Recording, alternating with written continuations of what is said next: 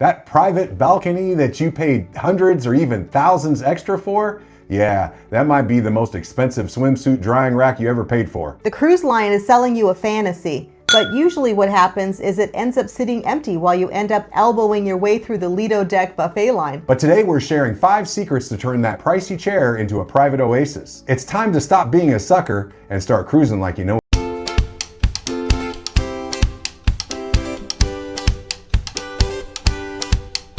Welcome to Gen X Cruise Life. If you've ever wondered what happened to Carol Brady's first husband, then this is the cruise channel for you. Let's kick things off with the most overlooked feature on a cruise ship, room service. Most people think it's a sad little tray with a croissant that looks like it's been sitting under a heat lamp since the Clinton administration. But with that balcony, you could turn it into an exclusive dining experience that's better than any of the specialty restaurants. This is secret number 1. Actually use your room service. Don't just order coffee, order the whole pot, order pastries, fruit, everything that's on the complimentary menu. You know the drill. You get to the buffet, you find a table, you have to wait for the table to be cleared off. Then once that happens, you throw down some of your personal items so nobody takes your table, and then you go play bumper cars with your plate while you try to get your food. Now picture this, you roll out of bed, you slide open that door, you step outside still in your bathrobe with an endless ocean view to enjoy your breakfast. Now that's the luxury experience. And it goes way beyond breakfast. Check out the room service menu on day 1.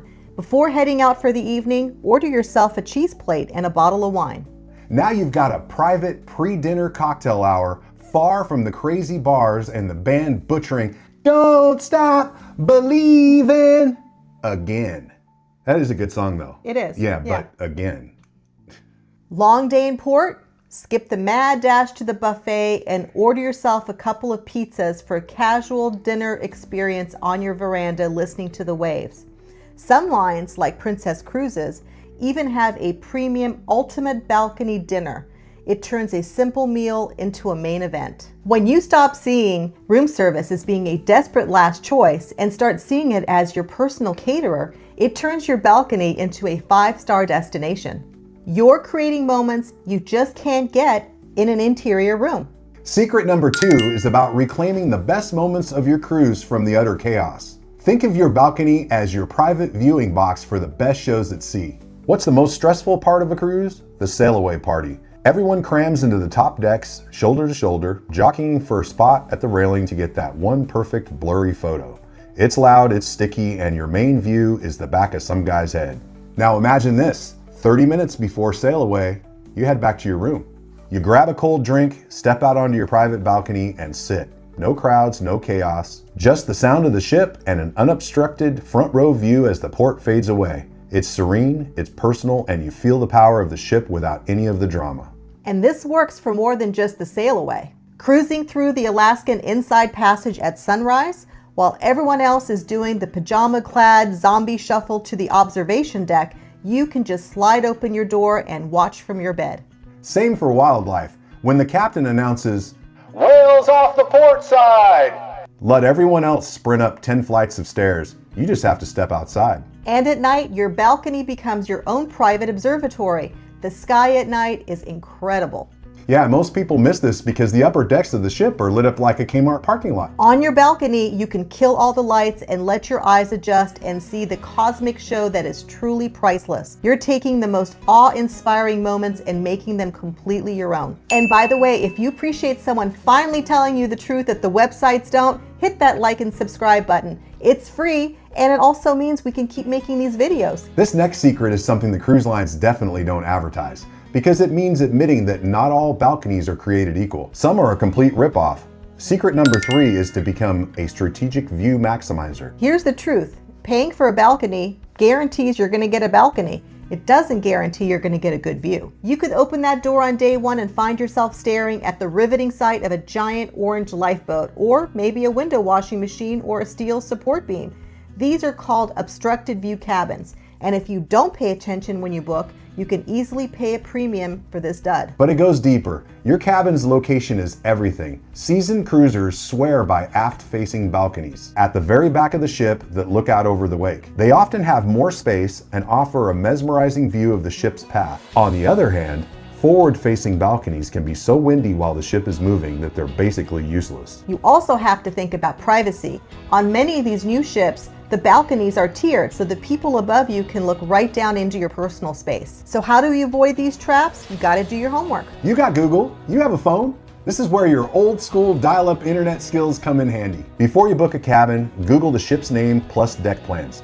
Cruise forums are filled with reviews from people who have stayed in that exact room. They will tell you everything. If the view is blocked, if it's loud, or if your neighbors will be watching you sunbathe. Look, this isn't about being difficult. It's about not paying filet mignon prices for a hot dog. A little research can be the difference between a private paradise and a pricey mistake. Let's be honest, cruise cabins are tiny. Like, can't open the bathroom door if somebody's standing at the closet tiny. This is where secret number 4 comes in. You need to see your balcony as an extended living room. Most people just see 2 chairs and a little table. I want you to see it as an extended living room. The balcony doesn't just add a few square feet, it makes the cabin feel bigger and way less claustrophobic. Just having the floor-to-ceiling glass doors lets in natural light, which is a massive upgrade from a windowless interior room. On longer cruises, this extra space becomes a sanity saver. When you've been sharing a tiny box with somebody for a week, having a separate zone where you can go and read or just have 5 minutes of quiet is invaluable. It becomes your personal decompression chamber. It gives you a place to relax before you have to go outside and care about the online art auction. And if you're with family, it's a lifesaver. After the kids are asleep, the adults can go hang out on the balcony. It's like having your own private lounge after hours without having to shout over the karaoke. So don't just let it sit there.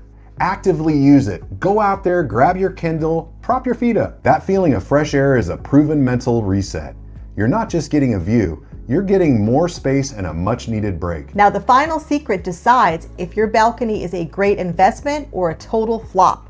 Secret number 5 is understanding that your balcony's value is tied directly to your itinerary. Now, a balcony on a 7-day Caribbean cruise where you're in a different port every day might go completely unused. If you're off ship from 8 a.m. to 5 p.m. and then go out to dinner and then head to a show in the evening, you might only step onto that balcony for just a few minutes a day.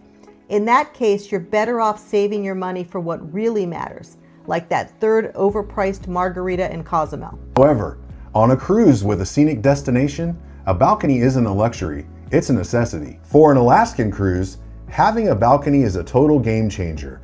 You can sit out there with hot coffee and watch glaciers calve, all from your own room. The same goes for the Norwegian fjords or the coast of Hawaii or any place else where the journey is the destination. On these cruises, the scenery isn't just about the ports. It's about what you see every single day. Your balcony becomes your constantly changing panoramic window to the world. So before you hit book, look hard at your itinerary. How many sea days are there? Is the cruising itself scenic? If the answer is yes, the extra cost is almost always worth it. But if you're on a port-heavy, party-centric cruise, that money might be spent better elsewhere. It's simple math.